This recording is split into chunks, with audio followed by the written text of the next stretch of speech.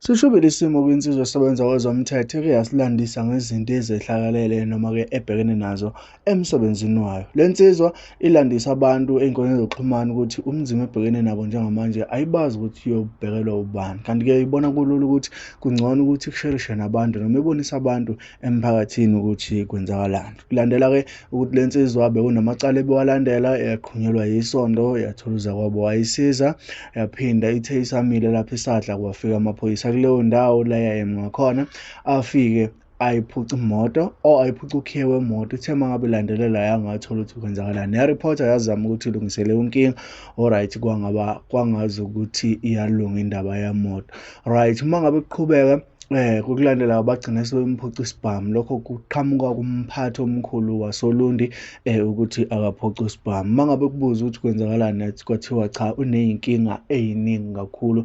Lokhu naye angakwazi ukuthi ngampela kuqhamuke nobani noma uqhanyukelwa nobani. Insizwa-ke ithe uma ngabe silandisa yasho ukuthi ngampela ayazi ukuthi iziphi izithenga nazo ngaphandle kwabantu noma ngaphandle kwezinto zasemsebenzini. Insizwa ithe uma ngabe bachazela abantu bavela nemibono eminingi, njengoba-ke iphinde yakuveza futhi ukuthi ey'khundleni elala kuzona ithe kuyishintsha kancane, yathi yabuya ngakusasa izolungiselela ugesi emsebenzini, yathola kudutshuliwe ewindini eliqondene nombhede, iy'nhlamvu zangena embhedeni. Vulile-ke icala mayelana nalokho, kodwa-ke namanje akakayitholi i-answer. Ibisi-decide ukuthi cha, kungcono ifake isicelo sokushiya emsebenzini, ibone mhlawumpe ukuthi iyiphi enye indlela engayiphilisa ngayo, ngoba kubukeka ngazuthi emsebenzini kukhona osekukhona, kanti futhi namadokodo bengaphansi kwegama layo azohoxiswa ebese kuba ukuthi ashiyelelwa kwenye indawo. Ngani zakwethu, sishubile isimo ngaphandle. Ngibabonile abantu abebekhomenta kwividiyo yokuqala ekhona la ngezansi. Ngizokufakela nje ilinki la kwi-comment section iphinwe, noma ngikufakele kwi-description ukwazi ukuthi uyithole ilinki yale video. Insizwa la udaba oluqale khona noma la eliqale khona. Sinzima isimo, abantu bakhulumile bathi hey, mangabe wenza izinto ezibonakalayo noma uzama ukusiza umphakathi eSouth Africa, izinto zakho azihambi kahle, isikakhulukazi kulaba abasuke bengabaphathi. Lokho-ke kushiwo abantu ngendlela ababone ngayo, babe sebelinganisa ngey'nkinga umkhwanazi abhekene nazo, ukuthi bheka nje umkhwanazi iy'nkinga abhekene nazo njengamanje. Base balinganisa futhi nangoXolani wesizokuthola, ukuthi bheka nje uXolani wesizokuthola inkinga abhekene nazo, ingoba wayengafuni into ehlukumeza noma-ke into ezongabi semthethweni la kwelakithi eSouth Africa. Ngaphandle komusho isikhathi somntwana sekhaya, ikhona insizwa iyayikhulumela mayelana nalolu daba. Mina nawe asihlangane kwi-comment section silidingide lolu daba, ukuthi wena ngampela emva kokuthi uyizwa le nsizwa ubona kanjani. Nayi ividiyo mlaleli wami, ithokozele. Namhlanje umhla ka-20 kuMarch 2025 kwenzekile ukuthi ngoLwesibili ngiphuca isibhamu, kodwa-ke emsebenzini, kodwa-ke ngaphandle kwesizathu. Namanje isizathu angasazi, nabaphathi bami abangiphethe esiteshini abakasazi. Ababesithathile bathi bethunywe ngabaphathi babo khona futhi emsebenzini, angaliki nalutho. Lento yenze bayithatha ngomhla ka-18. Nami ngafila uncomfortable ngomhla ka-18, ngabona ngathi ukulala esikhundleni engijwayele ukulala kuso ngeke kungisize. Ngathola-ke isikhundla esinye. Ekuseni ngithe ngibuya khona sengithi ngizolungisela ukugeza, hhayi ngifica ukuthi hhayi-ke kudutshuliwe endlini engilala kuyona, kudutshulwe efasteleni, bheka usembhedeni. So nje inhlamvu ey'ningi futhi, kodwa-ke angisho ukuthi angisoli muntu kulokho, ngoba angangingekho kwenzeka leyo nto. Akekho futhi umuntu engamkhomba njengomsolwa, angazi ukuthi kwenzakalani.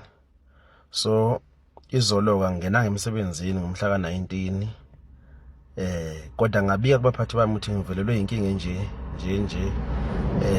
Ngalivuliwe-ke icala emaphoyiseni aseduzane, i-case number ikhona, kwa-right. Kodwa-ke manje kwaphoqa ukuthi manje ngoba impa ngiyiboni iqhamuka ngaphi, kwaphoqa ukuthi ngibe sekubhaceni. Namanje ngikhuluma nje ngiphume ekubhaceni futhi ngiyakhona. So ke namhlanje ngafonela uMasteshi ngiyambuza ke uMasteshi inkinga yami ngikubikelela izolo. Into yesibhamu ithini? Khona nokuqhamuka ngesibhamu. Ngoba lento yami ongaphephi iyanda. Angisho ukuthi mina ngifuna ukutetwa, kodwa ngifuna ukwazi ukuyivikela. Njengamanje isibhamu sithathiwe nithi nani anazi. Isibhamu sithathwe cishe 2 days ago, sathe nge-18 namhlanje umhla ka-20, kodwa bathi abazi namhlanje ukuthi sithathwe lini.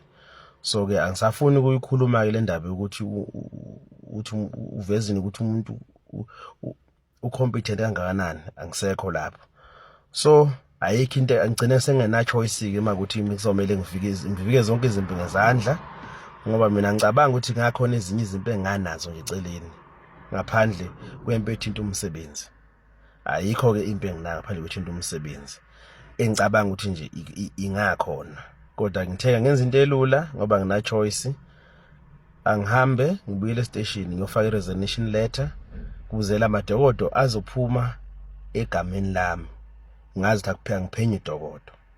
Mhlambe ke manje ngazi ngisale nakho lokho engingakwazi kwenziweleni ke lokho ukuthatha isibhamu namanje ngisalindileke kuze, kodwa sengifuna ukuhlukanisa inhloko nesixhandi manje ukuthi ke ake ngiphume endabeni mhlawumbe nomsebenzi yokuphenya amadokodo, ngoba mhlawumbe nona ngifaka enkingeni yokuthi ngaze kube khona ukuhlaselwa okukhona.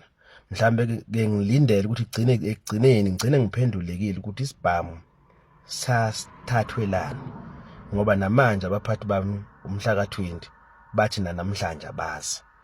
So ke lento ye-bullying abantu abayazi into ekhona emsebenzini, especially if you are a junior, and then ithi injalo kube nama-division akhona even uma-seniors, kungabikho zokwazi ukuthi akukhulumele ngenxa yama-division akhona. Kodwa ke lokhu angisho lutho ngakho, kodwa ke nje ngizama ukuveza ukuthi into ethinta amacala ngabe ngisahlanganiswa nayo, ngoba alikho icala engisaqhubeka ngeliphenye. Ngifaka i-leave, ngafaka i-resignation letter ezoba effective from 1 May 2025. So nje from now ngizobe ngikuleave. Into emele ngifocuse kuyona ukuthi ngibone ukuthi ngiyivikela kanjani kulobu mngozi obukhona. But okubuhlungu ukuthi ke ngidisarmiwe, but ke akulutho. Umuntu nomuntu ngokaNkulunkulu, futhi ke nokufa kubekiwe kuyinto ekhona, kunjalo nje. So angeke silokhu siyalena le, ezinye izinto makumele zenzeke ziyokwenzeka. Abantu abazenza yibona abasuke bazi benza ini. Ngeke thina sibe namandla ukuthi siyazi leyo nto leyo abasuke beyenza, kodwa ke hayi mina sengiyahoxa. Ake isale ibambana mina hayi.